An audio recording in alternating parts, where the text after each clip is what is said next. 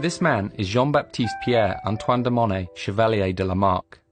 In 1809, 50 years before Darwin published The Origin of the Species, he wrote what is widely recognized as the first comprehensive theory of evolution. His book, The Philosophie Zoologique, introduced the notion of an internal code within every living thing, which, when passed down through successive generations, defined the physiological characteristics of a species.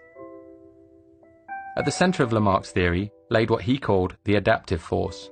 He believed that the experiences of an organism during its life modified this internal code, and upon reproduction, this modified version was passed down to its young. Whilst not biologically accurate, and ultimately superseded by Darwin's theory of natural selection, the epigenetic theories put forward by him are beginning to find new homes in unexpected places.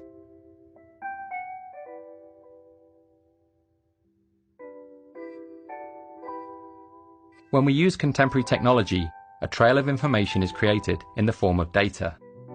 When analyzed, it describes our actions, decisions, preferences, movement, and relationships. This codified version of who we are becomes ever more complex, developing, changing, and deforming based on our actions. In this regard, this ledger of our data may be considered a Lamarckian epigenome, a constantly evolving representation of who we are.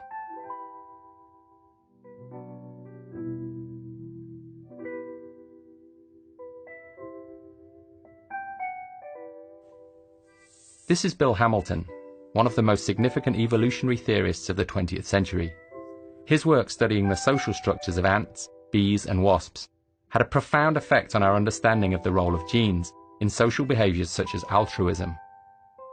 He believed, and went on to prove, that the driving force behind evolution was not the individual, but the gene.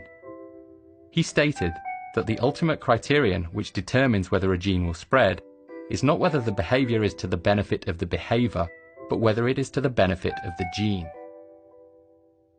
In the mid-1970s, the British evolutionary biologist Richard Dawkins built on the work of Hamilton and others to popularize the concept of the selfish gene. In his book of the same name, he introduced the notion of a gene which, whilst devoid of any motives or will, could be metaphorically and pedagogically described as if it were.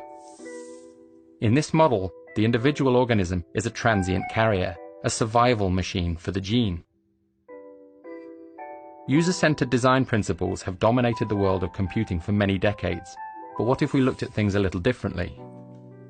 What if the ledger could be given a volition or purpose, rather than simply acting as an historical reference? What if we focused on creating a richer ledger by introducing more sources of information? What if we thought of ourselves not as the owners of this information, but as custodians, transient carriers, or caretakers?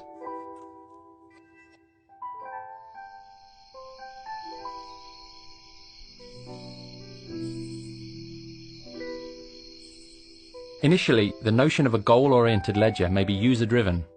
As an organization, Google would be responsible for offering suitable targets for a user's ledger. Whilst the notion of a global good is problematic, topics would likely focus on health or environmental impact to reflect Google's values as an organization. Once the user selects a volition for their ledger, every interaction may be compared to a series of parallel options. If one of these options allows the ledger to move closer to its goal, it will be offered up to the user. Over time, by selecting these options, the user's behavior may be modified and the ledger moves closer to its target.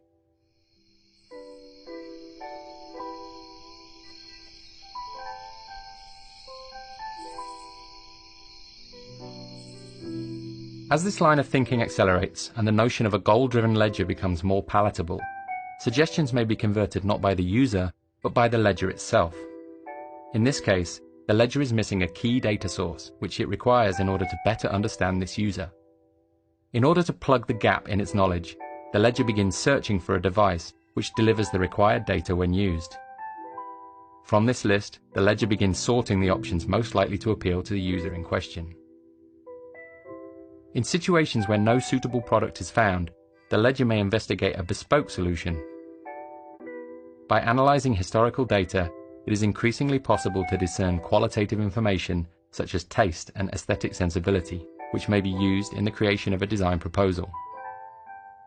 With the advent of technologies such as CNC milling and the emergent possibilities of 3D printing, a custom object may be created to trigger this user's interest. In this way, the ledger is able to plug gaps in its knowledge and refine its model of human behavior.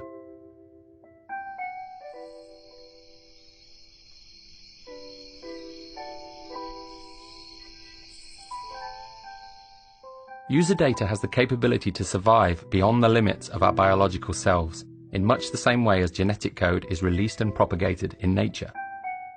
By considering this data through a Lamarckian lens, the codified experiences within the ledger become an accumulation of behavioral knowledge throughout the life of an individual. By thinking of user data as multi-generational, it becomes possible for emerging users to benefit from the preceding generation's behaviors and decisions. As new users enter an ecosystem, they begin to create their own trail of data. By comparing this emergent ledger with the mass of historical user data, it becomes possible to make increasingly accurate predictions about decisions and future behaviors.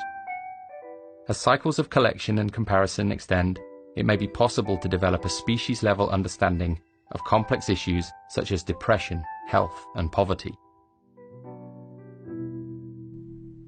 Our ability to interpret user data, combined with the exponential growth in sensor-enabled objects, will result in an increasingly detailed account of who we are as people. As these streams of information are brought together, the effect is multiplied. New patterns become apparent and new predictions become possible.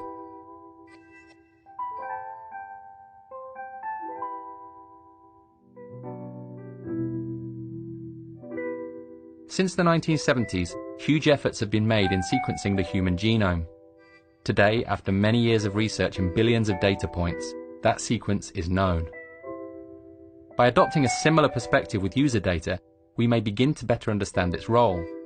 Just as the examination of protein structures paved the way to genetic sequencing, the mass, multi-generational examination of actions and results could introduce a model of behavioral sequencing. As gene sequencing yields a comprehensive map of human biology, researchers are increasingly able to target parts of the sequence and modify them in order to achieve a desired result. As patterns begin to emerge in the behavioral sequences, they too may be targeted. The ledger could be given a focus, shifting it from a system which not only tracks our behavior, but offers direction towards a desired result. We are at the very beginning of our journey of understanding in the field of user data. By applying our knowledge of epigenetics, inheritance, and memetics to this field, we may be able to make mental leaps in our understanding, which could offer benefits to this generation, to future generations, and the species as a whole.